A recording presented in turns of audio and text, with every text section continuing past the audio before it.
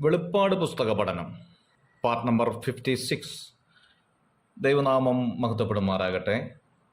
റോമാസഭയുടെ വാഴ്ചയും അതിൻ്റെ വീഴ്ചയും പല നിലകളിൽ ചിത്രീകരിച്ചിരുന്നതായിരുന്നു നാം ചിന്തിച്ചുകൊണ്ടിരുന്നത്. 18-ാം അധ്യായത്തിലേക്ക് വരുമ്പോൾ അനന്തരം എന്ന ഒരു വാക്ക് വീണ്ടും ആവർത്തിക്കുന്നതായി കാണുന്നു. അനന്തരം എന്ന വാക്കുകൊണ്ട് അർത്ഥമാക്കേണ്ടത് ബാബിലോണിൻ്റെ വീഴ്ചയ്ക്ക് ശേഷം എന്ന ആശയമാണ്. സ്വർഗത്തിൽ നിന്ന് ഇറങ്ങുന്ന തേജസ്സുള്ള ഒരു ദൂതനെക്കുറിച്ച് ഇവിടെ പരാമർശിക്കുന്നുണ്ട്. ദൂതന്മാർ പല ഗണത്തിൽപ്പെടുന്നവരുണ്ട് എന്ന് നമുക്കറിയാവുന്നതാണ്. 2 പത്രോസ് 2-ാം അധ്യായത്തിൻ്റെ 11-ാം വാക്യത്തിൽ ബലവും ശക്തിയുമേറിയ ദൂതന്മാർ എന്ന പ്രയോഗം കാണുന്നുണ്ട്. ഡോക്സ എന്ന ഗ്രീക്ക് വാക്കാണ് തേജസ് എന്നതിന് ഇവിടെ ഉപയോഗിച്ചിരിക്കുന്നത്. മഹിമ എന്നും തേജസ് എന്നും ഇങ്ങനെ 2 അർത്ഥങ്ങളാണ് ഇതിനുള്ളത്. മഹിമ എന്ന് പറഞ്ഞാൽ സ്ഥാനവലിപ്പത്തെ കാണിക്കുന്ന അല്ലെങ്കിൽ ഉയർന്ന സ്ഥാനത്തെ കാണിക്കാനാണ്. തേജസ് എന്ന് പറഞ്ഞാൽ പ്രകാശത്തെ കാണിക്കുകയാണ്. ഇവിടെ പ്രകാശം എന്നതിനാണ് അർത്ഥം. 2 കൊരിന്ത്യർ 11-ാം അധ്യായത്തിൻ്റെ 14-ാം വാക്യത്തിൽ വെളിച്ച ദൂതൻ എന്ന് കാണുന്നുണ്ടല്ലോ. മത്തായിയുടെ സുവിശേഷം 28-ാം അധ്യായത്തിൻ്റെ 3-ാം വാക്യത്തിൽ ദൂതന്റെ രൂപം മിന്നലിനൊത്തതായിരുന്നു എന്ന് കാണുന്നു. അതിൻ്റെ അർത്ഥം പ്രകാശം കൊടുത്തു എന്നാണ്. അങ്ങനെയെങ്കിൽ 18-ാം അധ്യായത്തിൻ്റെ 1-ാം വാക്യത്തിൽ കാണുന്ന ദൂതൻ വെളിച്ച ദൂതൻ എന്ന അർത്ഥമാണ് നൽകേണ്ടത്.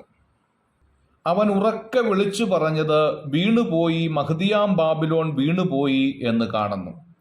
മഹദിയാം ബാബിലോണിന്റെ വീഴ്ചയെ അത്യുച്ചത്തിൽ ഘോഷിക്കുന്നു എന്നുള്ളതാണ്. തിന്മയുടെ വീഴ്ച ദൈവദൂതന്മാർക്ക് ഉല്ലാസവും ആനന്ദവും നൽകുന്നു എന്ന അർത്ഥമാണ് നൽകുന്നത്. തിന്മയുടെ വീഴ്ച ദൂതന്മാർക്ക് മാത്രമല്ല ദൈവമക്കൾക്കും ആനന്ദവും ഉത്സാഹവും നൽകേണ്ടതാണ്. അടുത്ത വാക്യത്തിൽ നാം കാണുന്നു, ദുർഭൂതങ്ങളുടെ പാർപ്പിടവും സകല അശുദ്ധാത്മാക്കളുടെയും തടവും അശുദ്ധിയും എന്ന പ്രയോഗം കാണുന്നു. ബാബിലോണിലെ അന്ധവിശ്വാസങ്ങളുടെയും മന്ത്രവാദങ്ങളുടെയും പ്രതിഫലനത്തിന്റെ ഭാഗമായിട്ടാണ് ഈ ഭാഗം ഉപയോഗിക്കുന്നത് എന്ന് കൂടുതൽ പേരും ചിന്തിക്കുന്നു.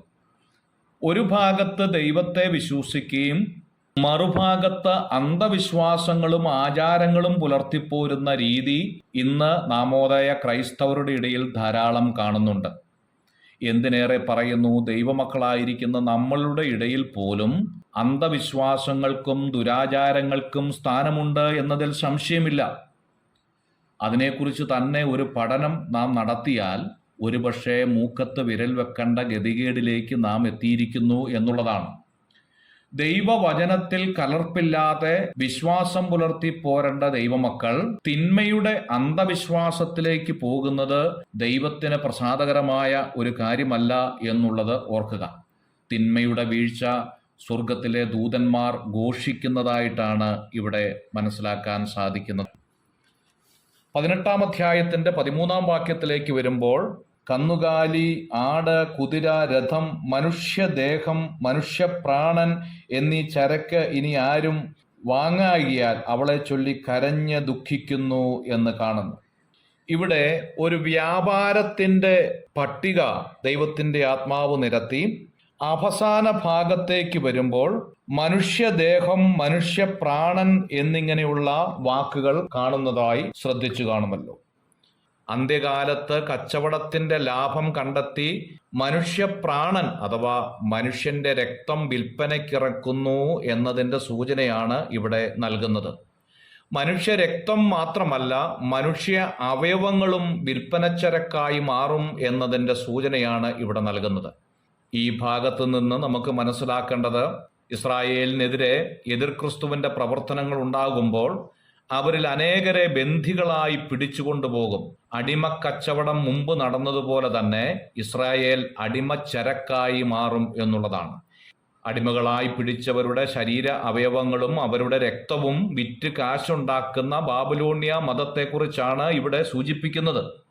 ലേവ്യ പുസ്തകം 17-ാം അധ്യായത്തിൽ രക്തത്തിലല്ലോ ജീവൻ എന്നുള്ളത് വെളിപ്പെടുത്തിയിട്ടുണ്ട്. അതുകൊണ്ട് മനുഷ്യപ്രാണൻ എന്നതുകൊണ്ട് ഇവിടെ ഉദ്ദേശിക്കുന്നത് രക്തമായിരിക്കാം എന്ന് പഠിപ്പിക്കുന്നു.